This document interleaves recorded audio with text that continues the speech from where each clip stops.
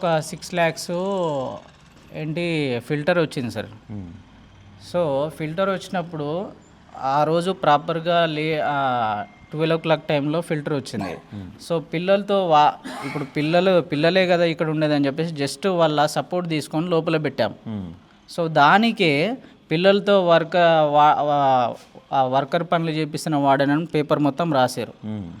If in case అది వాళ్ళ కోసం చేయించినా కానీ సో దాన్ని పాజిటివ్ వేలో రాస్తే ఓకే ప్రాబ్లంనే. మీరు పాజిటివ్ వేలో కాకుండా 1 వేలో రాస్తే అది ఎట్లా అలా ఎందుకు రాసుంటారు అంటే ఏదో జరిగి ఉంటుంది అందుకే రాసుంటారు. ఊరికే అట్లా రాయరండి ఎవరు. అక్కడ ఏమి జరగకుండా రాయరు.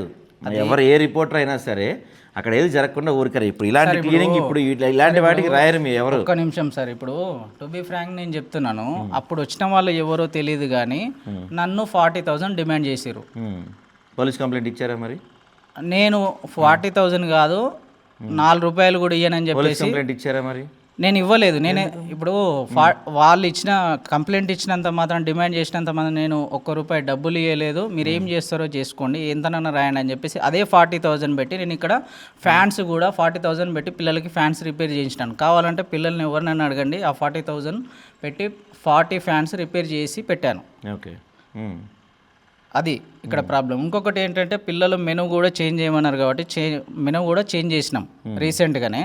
సో ఇదేంటంటే ఈ ప్లంబర్ వర్క్ కానీ ఇవి కానీ దాదాపు మేము ఏం చేసినా కానీ ఇప్పుడు టెండర్ ఆల్రెడీ వచ్చింది కాబట్టి టెండర్ రాకపోతే మేము చేసేవాళ్ళం. టెండర్ వచ్చింది 2-3 months కింద వచ్చింది, వాళ్ళు చూశారు, విజిట్ చేశారు.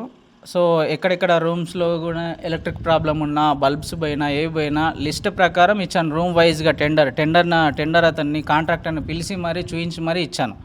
ఇచ్చిన తర్వాత కూడా ఇది ఎస్టిమేషన్ ఎక్కువ అవుతుంది సార్ అని చెప్పేసి ఆపేశారు. ఇప్పుడు ఎక్కువ మంది స్టూడెంట్స్ ఏ క్లాస్ వాళ్ళు ఉన్నారండి?